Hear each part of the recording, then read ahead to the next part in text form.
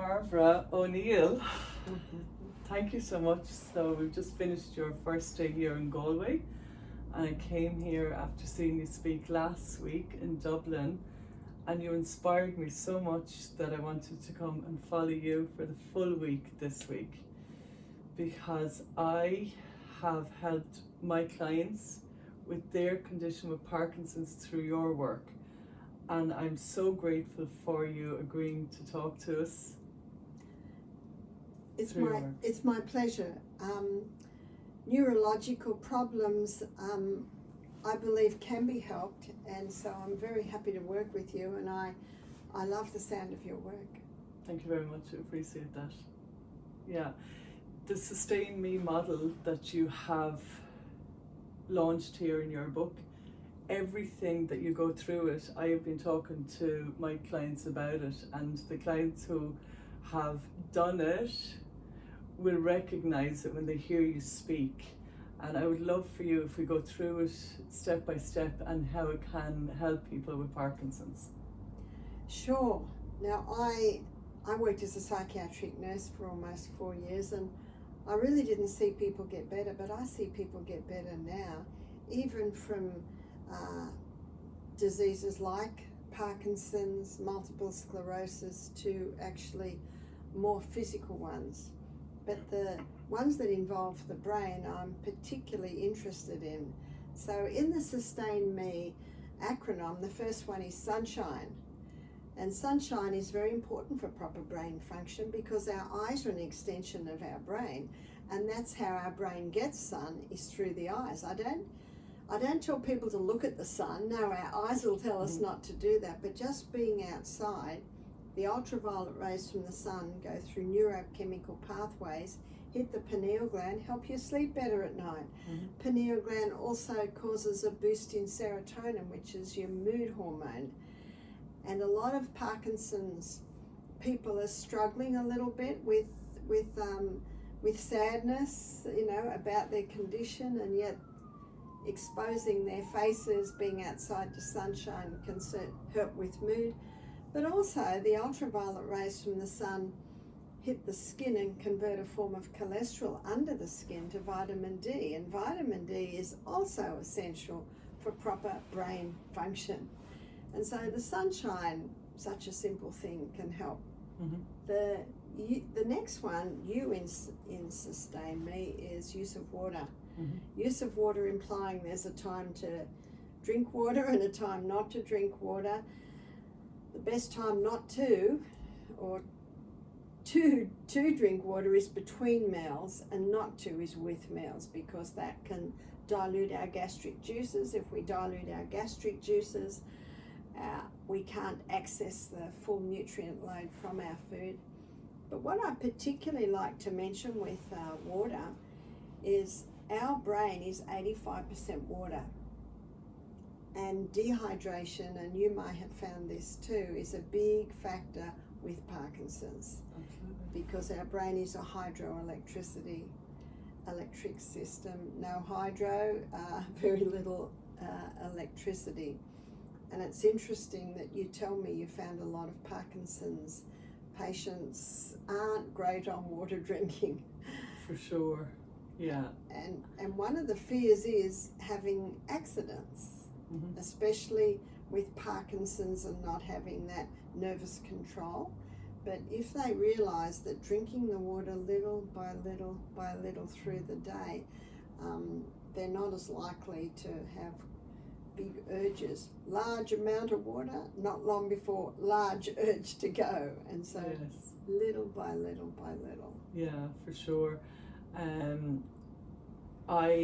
You mentioned Dr. Batman, so you mentioned him today, and I have shown him to many of my clients, and it's very interesting because he's a medical doctor, and he was talking all about the importance of water, and how it helps so many different things.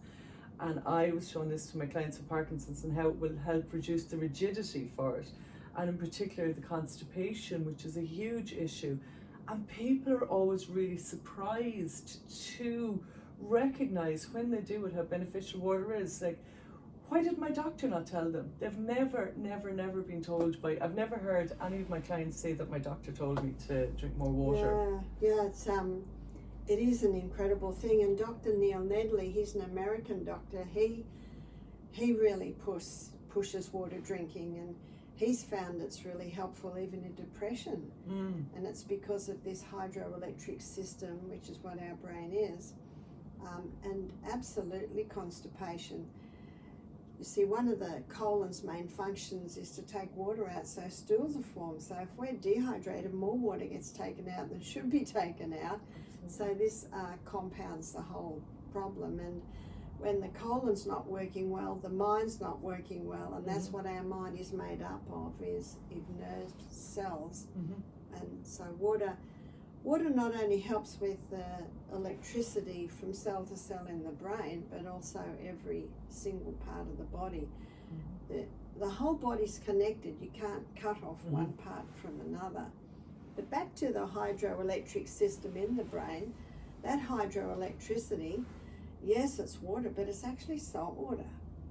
So the importance of having the minerals in the form of the whole salts. So in Ireland, you've got your dingle salt, which apparently is a fairly new company. That's right. And also Achill salt. So they're hand harvested sea salts in Ireland. So I say to the Irish, support your local industry.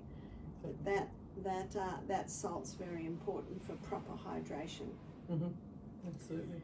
And it also brings us to the next S, which is sleep. Lack of sleep can contribute to Parkinson's because the brain needs to be revived and recharged in the night hours. And a lot of people today, especially with the use of technology, are not getting enough sleep. And what the research is showing is that when we don't have, especially those early hours of the night, in fact, Matthew Walker in his book, Why We Sleep, he shows that 10 nights of 6 hours sleep a night, 50% less cognitive performance. Now that's quite remarkable. Yes. And the problem with 6 hours is you feel okay. 4 hours you don't feel okay. But we need the full 8 hours. So the mathematical formula, I call it, God's perfect mathematical formula, is 8 hours to work, 8 hours to play, 8 hours to sleep. That 8 hours is vital for the brain to recover, recharge, and even revive. Absolutely. And I hear a lot from my clients, like, even if they try to get the 8 hours, but it won't be like from 10 until 6, that, I'm a late owl. Could you talk a little bit more about the circadian rhythm and the importance of getting to bed and going to sleep at 10 o'clock?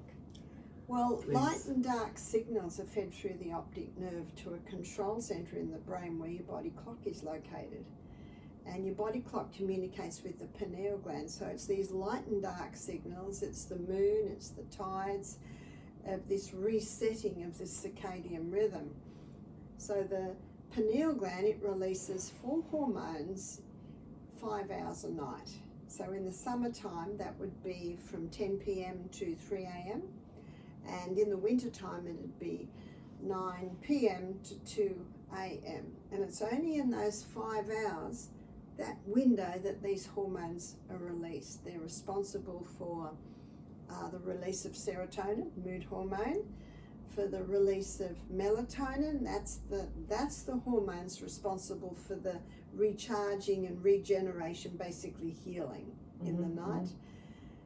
The other hormone is arginine vasotocin. That increases your learning capacity, and that's very important for everyone, particularly Parkinson's, is learning new things. So going to bed early helps you to be able to do that. Also, epithalamin slows down aging.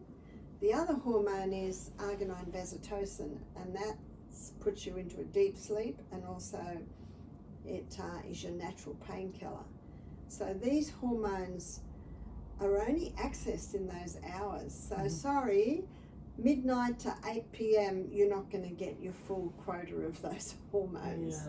Yeah. So it's the hours before midnight there. Mm-hmm. What's the old saying? An hour before midnight is worth 2 hours, 2 after midnight. And the other old saying is early to bed, early to rise makes a man healthy, wealthy and wise. And of course the wisdom bit is referring to brain functions. These are old sayings that they said because they observed them to be true, but now the science is proving by going into the brain and through much research the truth of these old sayings. Like you often refer to the Bible, and where we bring in spirituality and science, blend them together, like neuroplasticity. The Bible talks about how the brain regenerates, and that's now true. Only science is only catching up with that now. That is true, and that brings us to the next law, which is trusting God, and that takes into consideration, no matter what your beliefs, it takes into consideration all the mental and emotional aspects of disease. And Parkinson's, in many cases, has this. And so it's understanding that we have a neuroplastic brain. Neuroplasticity means it can change. And the old saying is you can't teach an old dog new tricks. Well, they're proving that to be wrong now. You can. Where there's a will, there's a way. If you say you can, you will. If you say you can't, you won't. So it's just realizing that our brain can be rewired. It can grow new pathways in the brain cell. And what is proven to be the most effective way is to learn new skills, particularly another language, also a musical instrument. I was watching a documentary where they're teaching Parkinson's and also multiple sclerosis and dementia patients Irish dancing and also Scottish dancing. And so what also comes into this, because what they've got to do is memorize the moves, but not just memorize the moves, but the coordination skills and working together with the next dancer and keeping in time to the music. All of those skills are helping to grow new dendrites and new pathways in the brain. That's right. And especially as well the social aspect of it on top of that, so you're layering all of these in. And there's a great guy in Limerick, Patrick O'Dea is his name, and he teaches people with Parkinson's how to Irish dance, and it's a fabulous community. Yeah, and you forget you have Parkinson's for that hour. And it also is fun. Yes. And so fun and laughter and social, all of those. I like the way you say the layers. All of those. All of those come together. Yeah. So I've been working with people with Parkinson's nearly 9 years, and I have to search for all of the people who talk about neuroplasticity. You know, that there's not enough people talking about the regeneration of the brain, and so therefore people, when they're newly diagnosed, they don't understand how this is not told to them. No, it's not. Dr. Norman Deutsch. Brain that heals itself. Brain that heals itself, and another one, The Brain's Way of Healing. And that book, The Brain's Way of Healing, I think it's the second chapter. It's one of the biggest chapters, and it's on Parkinson's. And it's on this man that had Parkinson's. And we're flipping now to the E, the last one of Sustain Me, exercise. Yeah. And we will talk about more of that in a minute, but exercise, movement in the body, for movement to happen in the body, new pathways grow there. But Norman Deutsch's books are so encouraging. People who were told they'd never walk again. And there was a will. I'm going to do this. They say, my brain's deteriorating. I'm going to prove them that it's not going to deteriorate. Well, so just that attitude does a lot. For sure. What happened? My dad got sick in 2019, and through a long story, he was told he was in hospital 6 months, and one day the doctors came in and told him, "We're going to release you." His exact words were, "Mr. Treacy, we're going to release you now." His exact words were, "Your autonomic nervous system is broke. That can't be fixed, so we're going to release you." And I said, "What do you mean release him?" I said, "He can't even get out of the bed." And he goes, and I said, I reject that. And you said that. I said, I reject that. And he said, you can do what you want with it, but you need to go home and get your house disabled friendly because your dad will never walk again. And he left a few minutes later. And my dad repeated what the doctor said. Oh my God, I'll never walk again. And I said, only if you believe it, Dad, only if you believe it. If you believe you will walk again, you will. And 3 weeks later he was walking. So That's just right. yeah. Whether you That's think right. you can or you can't, you're right. That's right, and that's why I believe we should all be our own doctor. So you go to your specialist or your doctor or your naturopath or your nutritionist, they're your advisors. You can hear what they say, but you don't necessarily believe everything they say because sometimes they're wrong. Mm-hmm. Yeah. And they don't know you. Mm-hmm. Only we know us.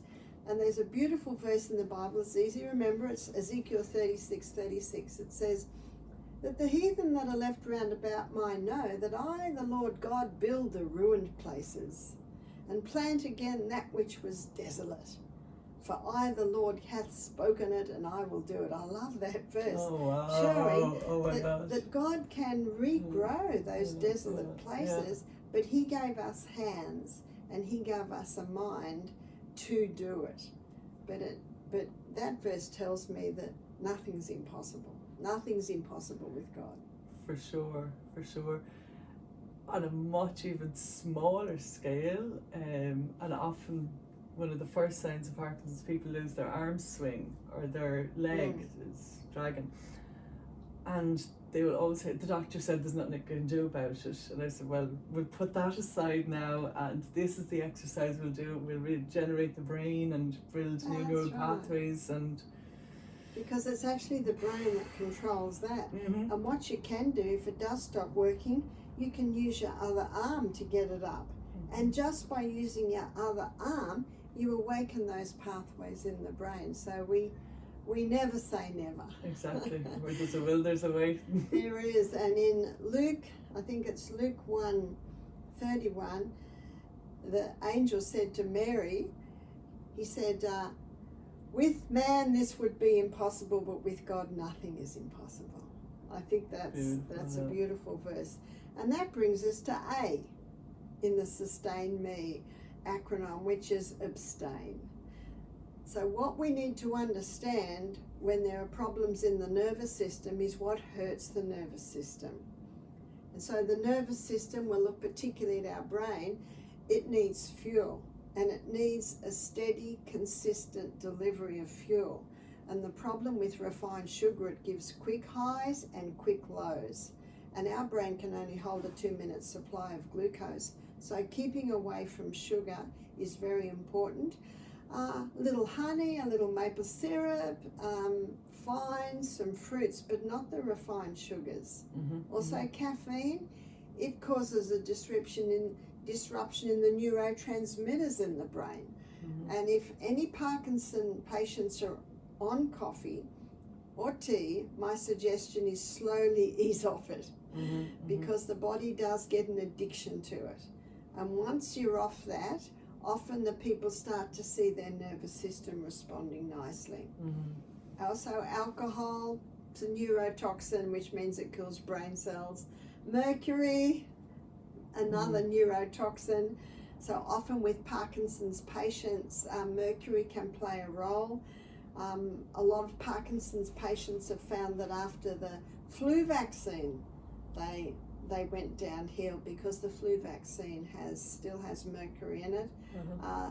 Some have reported that after COVID vaccine, their symptoms deteriorated. Mm-hmm. And one man even said that he started to see symptoms after the COVID vaccine. I maintain that we live in a body that was created to heal itself. We have an amazing immune system. We actually don't need to take the drugs and the vaccines. Yeah, well, that's a very personal story with me, because I told my father, so after they said he'd never walk again, he walked, and the doctors actually said it's a miracle, and they were taking videos of him, and anytime he went to his local doctor, he would say, oh, here's the miracle man, and he made a miraculous recovery. Then 18 months later, so then he went to the nursing home for 6 months, and then COVID happened, so I took him home, and he got better and better and better, and he had 2 vaccines and then took a booster and died 9 days later.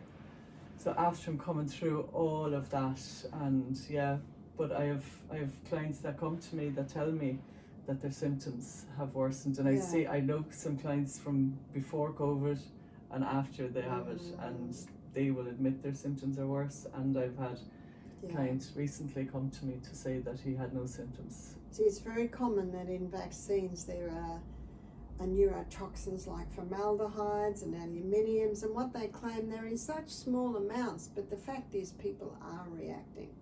So in the A, abstain, I say keep away from anything that can harm the body. Keep away from chemicals, get the chemicals out of the home. Mold, we should have no exposure to mold. It's a it's not a neurotoxin, but it is a toxic to the body. Yes, it's toxic to the body. Yeah, one of my clients that I'm working with at the moment, only in the last couple of weeks, she literally couldn't walk from one end of the garden to the next. We're talking about different things, you know, and she came up with the mold herself, looking at, you know, we're talking about all different things, and then she decided to move out into a tent. They got a tent and put outside the back garden. Within a week, she's off doing things, cycling. She couldn't even walk, she's cycling. She's like night and day. It was a lot of people are unaware of how toxic mold is. You know, the Bible says you basically got to destroy your house when mold keeps coming back. So if there's mold in the house, you've got to find out why it's there. Maybe the guttering, maybe a leaking tap. It doesn't mean you have to destroy your house. Sometimes it can be remedied. But it is toxic. My book, Self-Heal by Design, it talks about the role that mold plays in many diseases. And because of what happened with the client who was cycling, I said it to another client who was just really struggling with it, and I just said, is there any possibility your house is mold? And she said, good possibility. How old is your house? 100 years.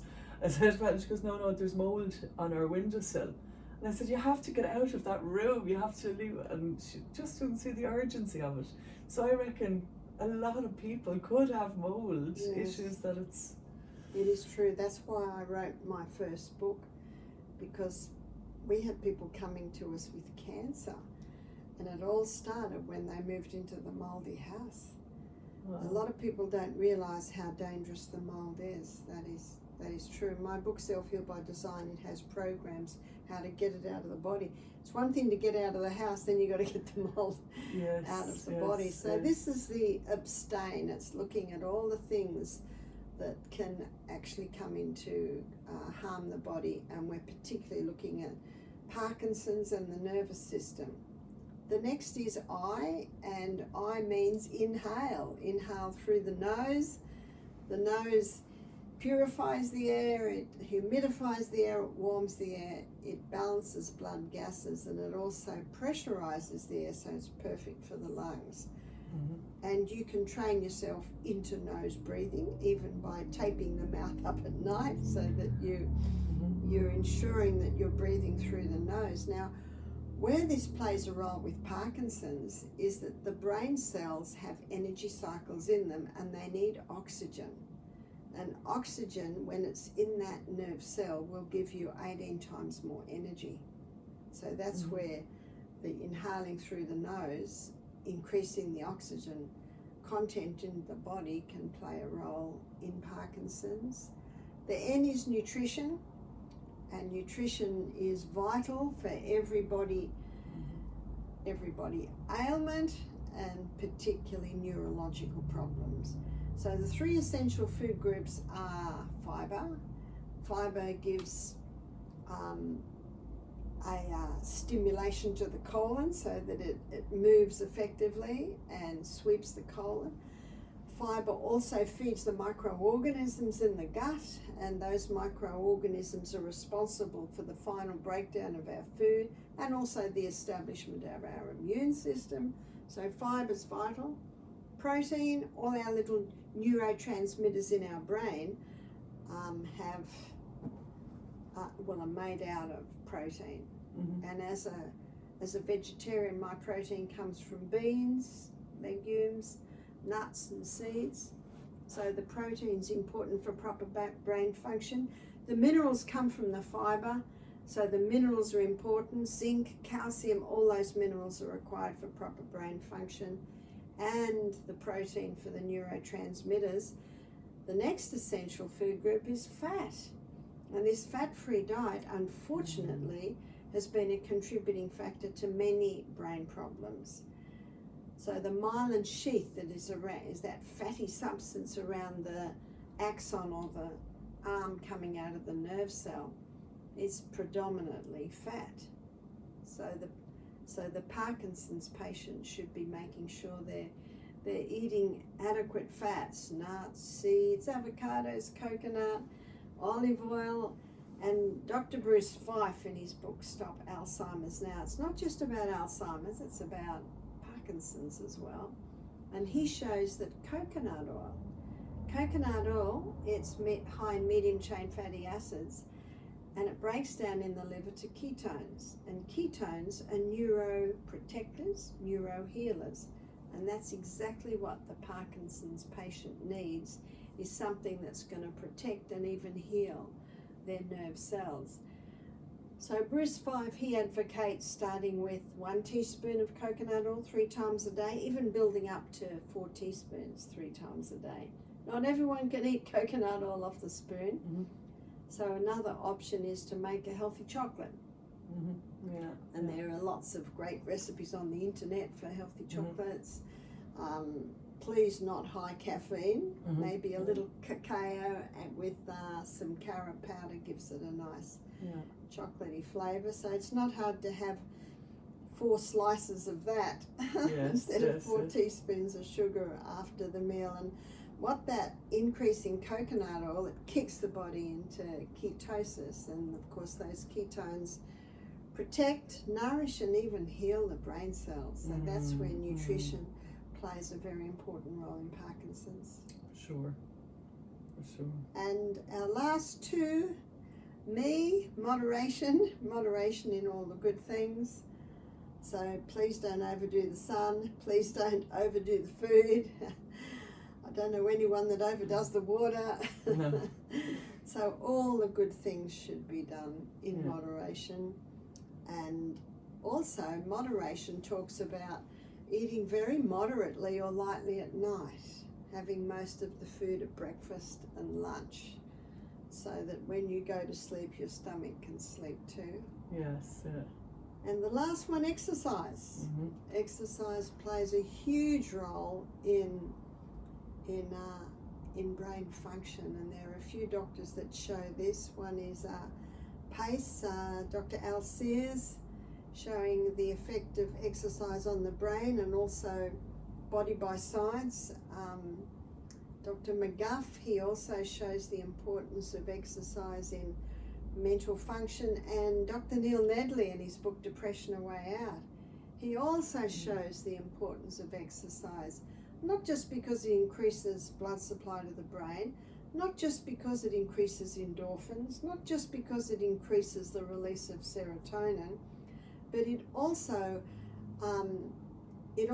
has an effect to increase oxygen supply and water supply and nutrients to the brain. So there's a whole variety of reasons why exercise is vital. And I know we talked about some Parkinson's patients are not only finding improvement with their Scottish dancing or their Irish dancing, which is part of exercise, but also boxing. Yes. And you did mention to me a few sites where they're showing that the boxing. Rock steady boxing would be very well known, and boxing for PD, and definitely, like they're saying now, and only really in the last year or 2, how exercise can slow the progression of Parkinson's. Whereas I've seen this since I started with Parkinson's. So I started nearly 10 years ago with a tool I was telling you about, Smoothie. And that was invented by a man with Parkinson's. And it was only through his own improvement that it was made into the product we have today. So that's 10 years ago. Yes. So how come it's only, and it's not even, they don't even, still my clients come to me and they don't understand the importance. It's not being told to them, it's not prescribed. Exercise should be prescribed. That's right. Daily exercise. It's actually vital. And the Norman Doidge's book, The Brain That Changes Itself. The Brain's Way of Healing. I think it's the second chapter in there. It's the largest chapter on a guy. And what he did, he just exercised every day. And the doctors were surprised how not only did the progression stop, it even actually improved. He was doing intense exercise. So these are the people that should be studying to give hope to all people with Parkinson's. For sure. There's a fabulous man, I love him, John Pepper. He's 82 and he has reversed his symptoms by fast walking. And there's a lady in America, Bianca Mole, she does Tai Chi, and she has really helped it.